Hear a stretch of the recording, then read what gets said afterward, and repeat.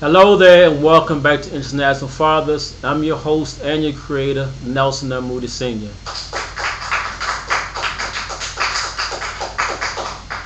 Well, today we have another guest. I'm just so excited about this particular guest right here, as with all my other guests. But this one is so special because this is the first interview in a different state. I'm down here in ATL. Give it up for ATL. Yes, yes, yes. The weather is beautiful down here. It's really hot down here. It's not like it is back in Baltimore.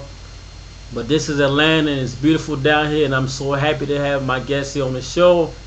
I drove all the way from Baltimore to Atlanta just for this interview right here with my next guest. And with that in mind, we're going to jump right into our question. Uh, what was it like for you growing up without a father? Well, first of all, I want to thank you, Brother Moody, for inviting me to the show. I do believe you're doing some positive things. I just want to thank you, and I hope you continue doing positive things. Well, I'm going to start off. My name is William Autry, born and raised in New York. And growing up without a father for me, for the first few years of my life, were difficult. Okay. Unfortunately, I was in foster care for about 2 or 3 years of my life, and then after that, my father was, how can I say, he went to another state, got himself together, he came back, and then he got me. He took me from the foster care system, and ever since then, I've been with my father, and he's remarried, and he's been married to the woman that I consider my mother. Unfortunately, I never knew my mother growing up, Okay. but from what I was told, she was a great woman. She did a lot of good things, but unfortunately, based on her situation, she wasn't able to care for me, and my father was. So I had a period where things were not what they should have been, but I do thank God that my father turned his life around and was able to be a good father towards me. So I appreciate that, and if I could say that to all the other men, if you're dealing with a situation, sometimes it takes time. Sometimes it takes you getting yourself together and making sure that you're the best person that you could be. Okay. So with saying that, I do commend all the fathers that are out there working hard every day to do the right thing. And for the fathers that aren't, or the fathers that aren't rather, I would just say keep trying.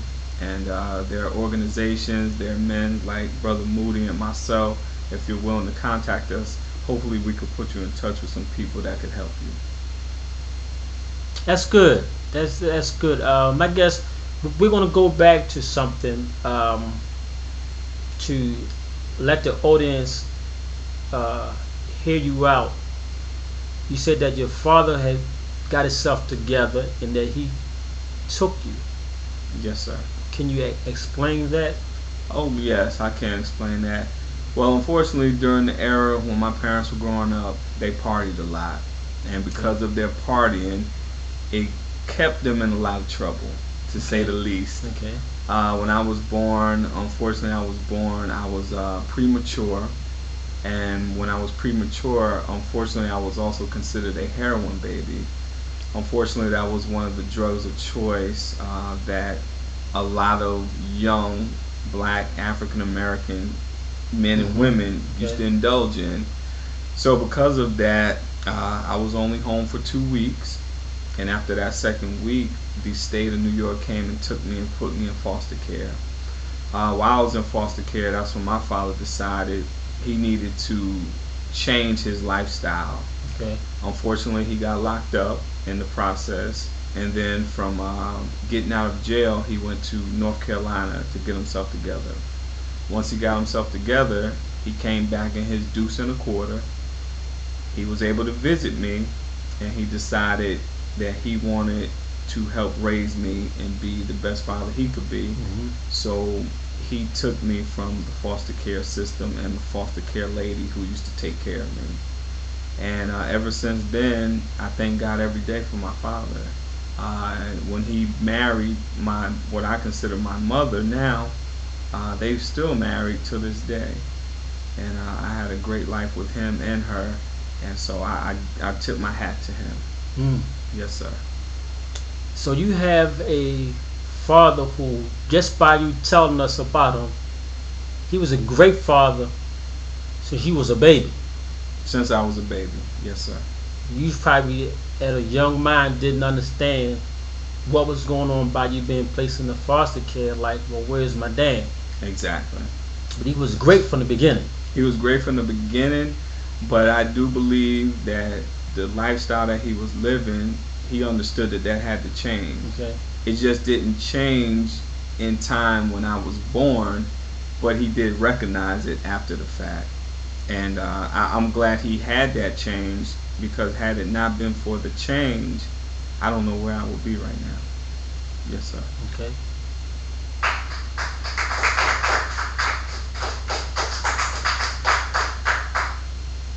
And he came from North Carolina and took you from a foster care. Yes, sir. Now, to me, uh, you don't take nothing that's yours. If that Exactly. making sense to you? That makes Okay, sense. okay. Right. Because you're his son. Yes. It's like I'm just coming to get you. Exactly. Y'all out there in YouTube land, you know I also like to teach as well as I also do interviews. And for those of you who don't understand, you'll get some understanding of what my guest said happened. Dad come from North Carolina to get him from a foster care. Okay, it's not stealing. It's not, as they say, confiscating a child. It's not the other term of abduction of a child, and it's not kidnapping a child. This man was taken, picked up. I'm going to say picked up. I'm going to use the term babysitter by his father, so he can be with him. So that's just happening to the father and to the son, and it's not a term of somebody just taken. For all you people who out there who don't understand what deuce and a quarter mean, okay, for you young generation in your 20s, the millennium babies, deuce and a quarter is nothing but a Buick Buick. Electric 225. That's it. It was a car about this long, and you could probably seat about probably 15 people in there with no problem With no problem. whatsoever. And it had a sporty tires on there. I guess you could picture the back of it like the Batmobile. Oh yeah. Okay. Absolutely. And if you had a deuce and a quarter, especially down south. Oh yeah. You was Right? riding. Yeah. You was the man. And for y'all, I think it's a deuce and a quarter in the movie The Fighting Temptations. So if you get a chance, look at the movie The Fighting Temptations. I believe you'll see a deuce and a quarter of the young guy. They was from North Carolina. Enough about that. So as you growing up at a young boy, talk about that relationship between you and Dad. Well, I'll say this. My father, he always worked. One thing about the generation now, as opposed to before, the way a father would show his love for a child is to work, and make sure we had everything. Now that I have two sons, it's a little different. You have to be more involved. You have to be a little more hands-on. You have to be willing to take days off and go to the school and check on them and things like that. Now my father, he didn't really get into all that, but the way he showed his love, he used to work. And working was the way to keep the lights on, keep the bills paid. Mama did cook care of the food, but my father, I have to say, is a better cook than my mother. I know she's going to hear this, but it's the truth. But with saying all that, my father did everything that he was taught to do.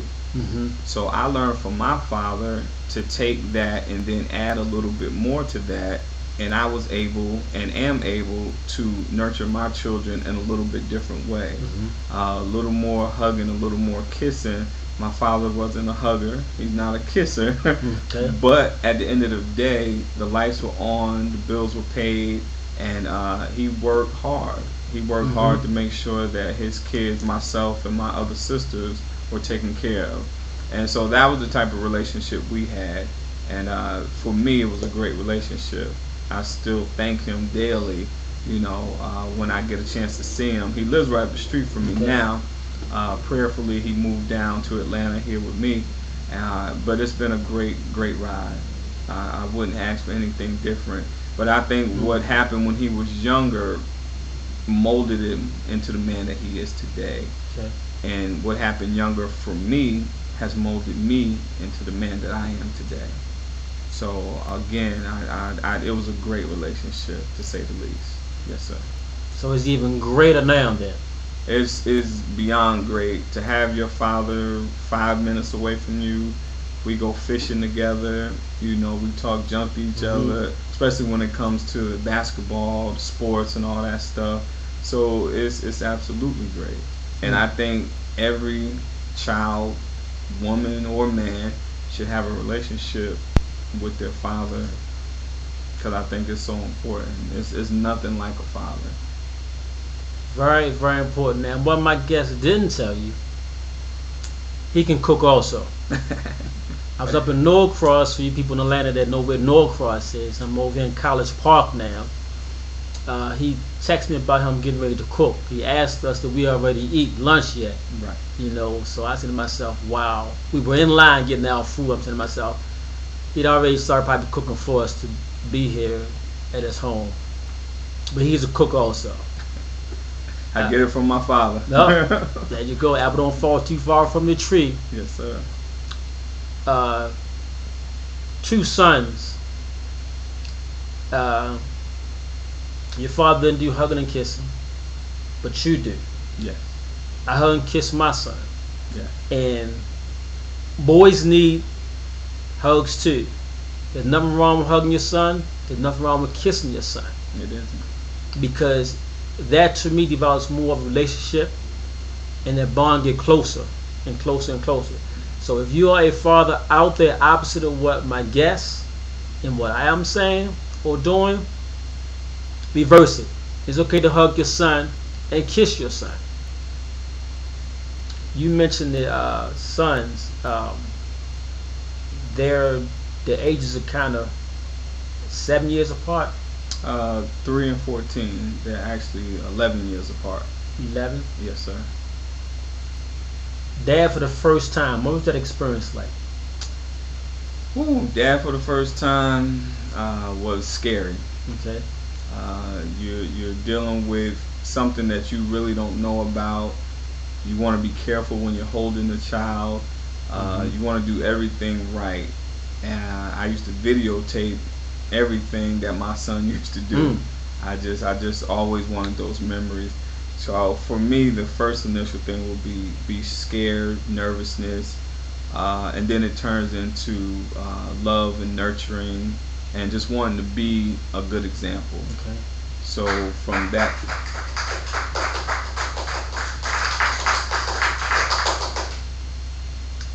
that, point, it takes me back to when I was a younger child, what my father did for me. And that's when I got an extra job and wanted to make sure that he didn't want for anything. Okay. And so scared, nervous, to love and nurturing, and then more or less taking care of my child. Those were the 3 steps for me. That's how it works and for me. Yes, sir. Your first son. My first son. And the second son. A second son, easy squeezy, A summer breeze. breezy. Okay. So I knew what to do then. I knew how to change that pamper. I knew, when he's crying, what that means. He's probably hungry. So yeah, the fear was gone. The fear was gone. So it automatically jumped into love, nurturing, and taking care of without the fear. So with the 11 years difference, you're doing what a lot of us fathers do. You're flip flopping. At 14, you're doing the homework with the algebra and the trig, and you gotta come on down to playing G.I. Joe on the floor. I mean, yes, sir. For that father out there who don't know what it's like or haven't experienced that, let's talk about that. Well, I would say if you haven't experienced it, and give me an example, like is the child not in the home, or is the child about to be born? Give me what you mean, someone who hasn't dealt with that experience. Let's go with the child not being born yet. Okay. Well, it's funny you say that because there's really no real preparation because everybody's different. It's almost like being at the scene of an accident. Okay. Everybody say, "Oh man, if this happened, if it was me, why did she do that or why did they do it?" But until it really happens to you, it's really hard to say how you're gonna feel. You're gonna feel love, or you're gonna be in a good space, meaning with the child's mother. You know, because that could be an issue. Are you dealing with financial woes? You know, that could be an issue because now you think I don't have enough money to take care of this child. But nevertheless, I would say if you are dealing with those things, just think about the love and nurturing part. If you are a spiritual person, like I feel I am, sometimes you gotta get down on your knee and just pray about it. Amen. That's all I could really say. But when it comes to love and nurture, the kids are gonna forget and break toys. The kids are gonna lose stuff. They're gonna, misplace stuff. But they're never gonna feel anything less if you don't love and nurture them. So they'll remember that for the rest of their lives. So that's what I would say. So that same question to the child that's already here. Your 3-year-old and your 14-year-old. Yes, sir. Balancing that act. For the father who don't know how to balance that act, what would you suggest? What I would suggest is that you talk to someone. You talk to someone that's already been there. Whether it's a pastor, whether it's a friend at work, whether it's a family member. And the reason probably you don't know is because it's possible your father wasn't around. Okay. And if your father wasn't around, don't take it out on the child. The child did not ask to be here. Find out the best way that you can take care of that child, love and nurture that child, and give that child what he or she needs by talking to someone. As men, we don't talk to each other. Right. We bottle our feelings up a lot of times. Men aren't supposed to cry. You hear a lot of that. Man up. Don't be a punk. But like I said, I'm not saying you're going to be boo-hooing, but sometimes you are going to find yourself in despair where you're going to have to cry about something. Been there. And it's believe it or not, it's very healthy to just let it out because you're holding in a lot of stuff. That's where high blood pressure comes. We think it comes from food. A lot of it does, but a lot of it comes from holding in stuff. And I think as men, what I would suggest, if you don't know, ask somebody and be willing to listen. And there's another word I'm going to throw out there. Be teachable. Be a person, allow yourself to be teachable. Don't think you know it all. Oh man, no. Brother, just listen. Ask the question and then listen. Because I'm telling you,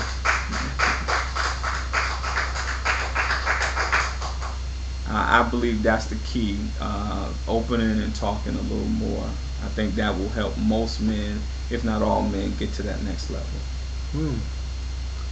So there's nothing wrong with hugging your son, your daughter, kissing your son, your daughter. Just loving your children. There's nothing wrong with that. There's nothing wrong with asking for help.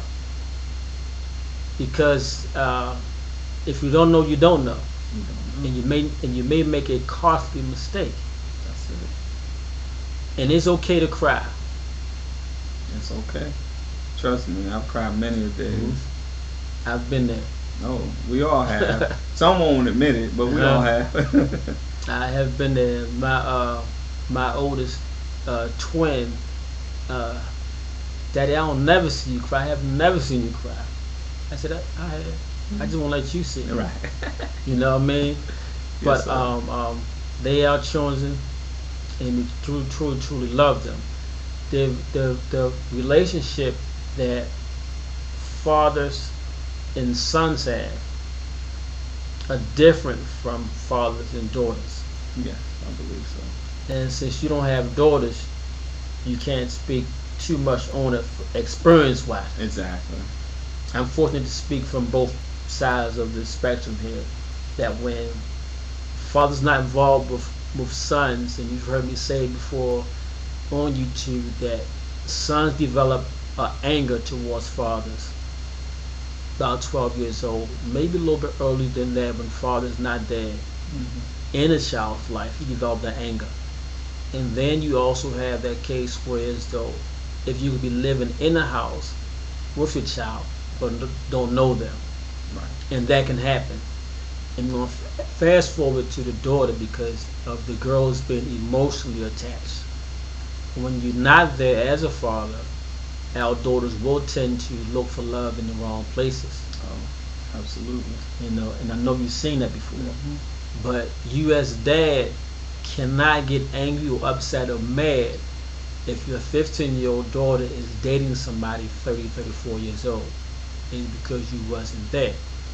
And again, that's just teaching, because y'all know how I am on this station here, that even though there's interviews said, there's educational stuff, there's inspirational stuff, there's encouraging stuff, I also like to teach also, and that we uplift fathers here, and we raise them to the level of what they're supposed to be, so that they can connect with those children, so that them children and the father can connect, and then ultimately that mother and that child and that father connects. Because we know that sometimes, unfortunately, father and mother are not together for whatever circumstances, but that child is still there. That child is still listening. That child is still watching. And hopefully, prayerfully, collectively, it could be something mutually going across the spectrum there. Then you have some cases where it's too far to the left that you just can't help. Right. My guest William also does things for fathers. He's on Facebook. I'll let him talk about what he does on Facebook, what he does in reference to fathers. Okay. Well, thank you, Moody, again. We are right now in the process of doing a show, and it's called A Day with Dad. And A Day with Dad consists of reconnecting fathers with their children. Some fathers are absentee fathers. Some fathers just can't get along with the mother. Some fathers are dealing with issues of their own, anger, drugs. Some of our fathers have been locked up. But their purpose, or I should say our purpose, is to help those fathers reconnect with their children and start a relationship. We do have a YouTube video up on my Facebook called A Day with Dad, and we're going to be coming with the trailer pretty soon, and we're going to be pitching it to networks. We are working with Families First here in Georgia, as well as the Georgia Fatherhood Program. Those are two of the programs that I sat down and spoke with about a couple of weeks ago, where we're going to take some of their stories and hopefully be able to air them so we can help other fathers who are going through the process. Because here in Atlanta, Georgia, throughout the state, there are certain steps you have to take to become legitimized and be a active father in your child's life. So we're trying to help young men, older men, whomever, who are trying to be active in their children's lives and are being denied access. So if you come check me out, my name is William, last name is spelled Autry, and you can go to my Facebook page and see what we're working on. I'm updating it constantly, so if you see something new that can help you, just reach out to me and I'll try to get you in contact with whatever I'm doing. That works, sir? Can you get that information One more time? one more time? Because there's somebody out there, Uh-huh. and y'all know how I cried it here on YouTube. There's somebody out there that just missed it, looking out the window, doing some cooking, changing the diaper, doing a little bit of crying, and somebody that just missed it. So about 5 more seconds, Okay. Wilm is going to shoot you the information one more time, so you can, especially you people here in Atlanta and in Georgia. This is Yes, y'all sir. homeboy right here. Yes, sir.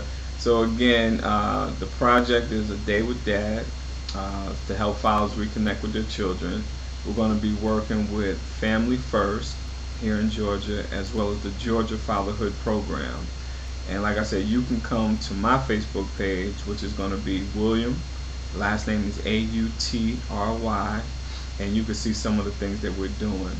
You could also reach out to me. I can give my number. Is that okay? Yes, sir. Okay, my number is 404-437-1665.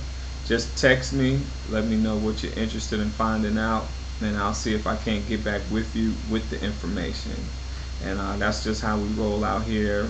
Brother Moody's come down and lend his great experience to me. I want to be able to do the same for some other people in the same situations that we found ourselves in not too long ago.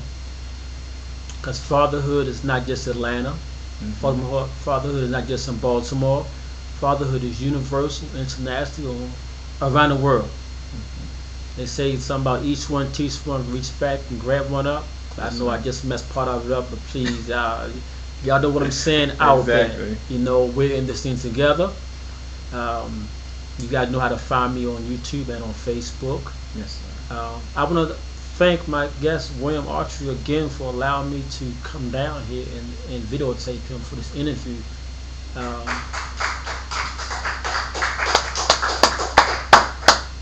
My reason for coming to Atlanta, 800 something miles for y'all know that, is to meet and greet him personally and to do this interview. I mean, we've been talking over the last 4 or 5 months, back and forth, and when I told him I was going to come down there, open arms to me, the southern hospitality down here, you know, so you people down here in ATL and Georgia itself, thank y'all for your hospitality down here as always. Yes, sir.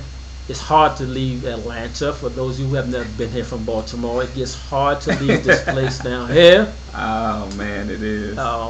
However, you know, I have to get back to Baltimore, but I shall be back to Atlanta because Atlanta, I call it my second home. I'm not a resident here, but it's like home to me when I'm down here. I just feel so comfortable down here. Yes, sir. Any last words?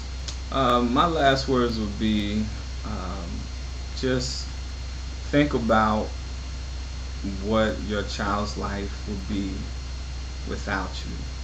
Think about what your life may have been without your father. I also do want to give some credit to the single mothers that are out there raising young men and young women. We don't ever want to discredit what they're doing. Never. But I do believe that a child needs a father and a mother to be raised, even if it's a little bit of time. And if you're a parent who's struggling with allowing that other parent to come in and see your child and visit with your child, just think about the child. Think about what it's going to do to the child later on in life. The death rate is up. The suicide rate is up. The drug rate is up. The prison rate is up for young men who don't have some type of connection with their biological father. Now, if the brother's just flat out no good, then that's one thing. But if he's okay at sometimes, but sometimes, you know, nobody's perfect. So I would suggest everybody make the best effort that they can. You got to do the best with what you have sometimes. But I would suggest that. And on the last note, if you need anything from me, feel free to reach out to me. Again, William Autry, Autry, on Facebook. Day with Dad. You can check us out on YouTube, and my number is 404-437-1665. And I'll end it with that. Say that one more time about if you didn't have a father, or if you're not a child with father, or father, what would it do to you? Well, that was deep. Okay. Well, what I was saying is, if you're a father or a child, and let me back up. If you're a father now, and you have a child that you're not involved in their lives, think about if your father was not involved in your life and how some of the things have happened to you. So do you want your child to go through some of those same things? Because I'm telling you now, when I go to my son's school, I'm gonna have to go in a little bit. When I go to my son's school, there's about 20 kids in his class, boys. A lot of them, the haircuts ain't cut. A lot of them, their clothes look raggedy. A lot of them, when I walk in, they say, "Oh, you Q's dad?" They almost act like they haven't seen a parent, let alone a father, Yes. come up to the school. I sit in class with my son. He has an art class that we sit together and we draw in. I love to draw. He loves to draw. I can talk to his math teacher. He's one of the top students in his math class. So those are the things. But what my point is, those kids look at me in awe because they're not used to seeing that. All the teachers know me when I come up there, and almost all of my son's friends know me. And it's sad because when I walk in there, they say, "Hey, Mr. Q's daddy." I mean, it's laughable, but they they want to come sit next to me. They want to ask me questions. And these are questions that they can't ask their father because their father is nowhere to be found. And that's what I mean when I say that. You really, unless you unless you see it for yourself, if you out doing your thing and you don't have any interaction with your children, you won't see it. You might not want to see it, but I'm telling you, these kids are suffering. They're suffering, and it's sad. And when I go there, I try to give them a little encouragement. They say, "Oh, hey, brother, oh, that's a nice picture right there. Yeah. Oh, you did good." Because I'll sit in the back of the classroom, and I'll try to give each one of those young men something to look forward to. You're like, "Oh, man, that's a good job right there. Oh, you got that math problem." And the teacher allows me to do that because she knows their fathers are never going to step foot in that school except for two things. One, if they get in trouble, and two, for graduation. Maybe. That's it. And you don't always have to go to your child's school when they get in trouble. Go up there when they're not in trouble. Preach it. Go ahead. Preach so it. That is the thing, because that keeps them encouraged. Because the only time they see you or hear from you is when you're trying to discipline them. Because mama is tired, sick and tired. She calls you, you come, you might have to lay hands on them. But guess what? 5 minutes later, you back out, gone again. That's not a way to raise your child. I'm not trying to preach to anybody. It sounds good to me. I'm just telling you what I've seen. And like I said, now I'm not perfect, so it took me a while to get there because me and my son's mother had difficulty. But I said it's worth it. At the end of the day, my son is worth having me around and making sure that he gets the best of me, just like I got the best of my father. 3 generations of good father. Yes, sir. Your dad, you, and your son will be the same way. And I see it in him already. How he treats people. I'm gonna end this last story. My son knows I keep change in my car. I think he was about 10 at the time. He said, "Dad, why you keep all the change in the car?" I said, "Well," and before I can get it out, homeless person comes up to the car. Gave the homeless person some change. I always keep change in my car specifically for that. So we go into CVS, bought something for him. We're walking out of CVS. Now this is his money. He has it in his pocket. Homeless person comes up to us. I said, "Oh, brother, I don't have nothing on me right now." My son said, "Hold up, Dad." He pulls out $1 of his own money, gave this homeless person $1. And as a father, when you see those life lessons being passed on to your son, it's remarkable, brother. And that's what every father should feel and see at one point in their life with their children. Because when I saw that, I said, okay, he's becoming a man. He took that life lesson that I gave him when he was 10. He remembered it and he passed it on. He's trying to help somebody. And that's how me and my father are. So I said, okay. I said, God, I just thank God that day. He didn't know why I was so happy. He was like, "Well, Dad, that's what you're supposed to do." And I said, "Well, you're right, son. It's nothing but right. Apple don't fall too far from the tree." Once again, this has been International Fathers with your host and your creator, Nelson Moody Sr. And with my special guest all the way down from NATL, Mr. William Autry. You know what I'm going to say, so just get ready. Fathers, fathers, fathers, call those children. And children, children, children, call those fathers. And fathers, fathers, hug those children. And children, children, children, hug those fathers. This has been my Father's Day tribute, my Father's Day interview, 2014. Until next time.